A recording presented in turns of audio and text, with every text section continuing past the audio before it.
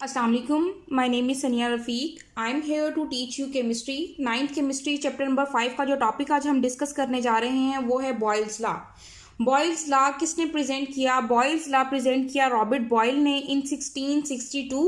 और उसने क्या स्टडी किया इसमें? उसने स्टडी किया relationship between the pressure and volume at constant temperature.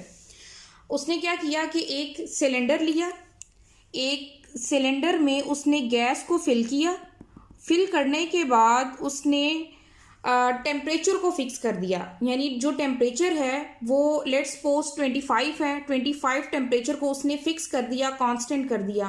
फिर जब उसने प्रेशर और वॉल्यूम को वेरी किया यानी बार बार चेंज किया फिक्स टेम्परेचर पे, तो उसने जो अपनी ऑब्जर्वेशन ली उसको उसने बॉयल्स लॉ का नाम दे दिया.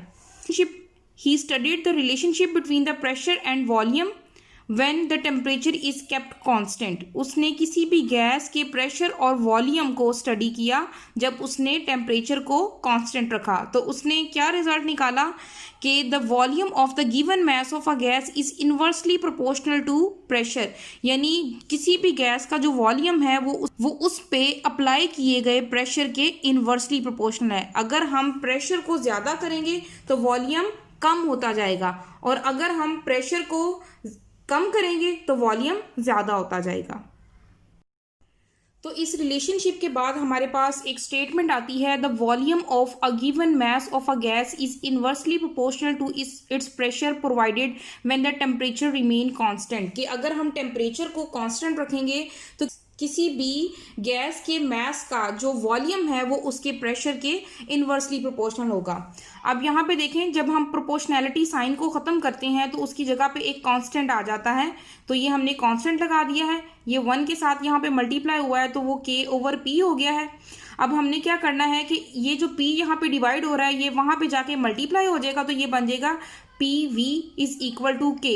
यहाँ पे हमारे पास स्टेटमेंट आई है कि प्रेशर और वॉल्यूम का जो प्रोडक्ट है वो किसके इक्वल होता है? वो कांस्टेंट के इक्वल होता है, यानी वो एक कांस्टेंट क्वांटिटी होगी. अब इस इक्वेशन के अकॉर्डिंग हमारे पास एक स्टेटमेंट आ जाती है, the product of pressure and volume of the given mass of a gas is a constant quantity at constant temperature. अगर हमारे पास टेम्परेचर कांस्टेंट होगा तो वॉल्यूम और प्रेशर का, गैस के वॉल्यूम और प्रेशर का जो प्रोडक्ट होगा वो एक कांस्टेंट क्वांटिटी आएगी.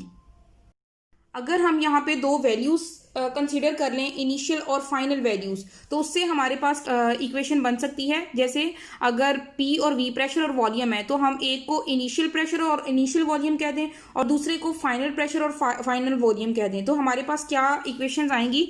जैसे P1 and V1 these are the initial pressure and initial volume. P2 is final pressure and V2 is final volume. तो हमारे पास इक्वेशन क्या आएगी? P1 V1 is equal to constant. इसी के अकॉर्डिंग यहाँ पे हमने इनिशियल प्रेशर और इनिशियल वॉल्यूम कर देना है तो वो कांस्टेंट हो जाएगा. इसी तरह जब इसमें हम फाइनल की वैल्यूज पुट करेंगे तो वो भी एक कांस्टेंट क्वांटिटी आएगी. अब जो हमारे पास इनिशियल वैल्यूज की इक्वेशन है उसको हमने इक्वेशन नंबर 1 कंसीडर कर लिया है. जो फाइनल वैल्यूज की इक्वेशन है उसको हमने इक्वेशन नंबर 2 कंसीडर कर लिया है. As equation number 1 and 2 have the same constant, क्योंकि इनके कांस्टेंट के दोनों सेम है तो ये मैथ का रूल है, their variables are equal to each other. तो उनके वेरिएबल्स एक दूसरे के इक्वल हो जाते हैं. यानी हमारे पास जो फाइनल इक्वेशन आएगी वो बन जाएगी P1 V1 is equal to P2 V2. And this equation establishes the relationship between the pressure and volume of the gas. This is all about the Boyle's law. Thank you very much. Allah Hafiz.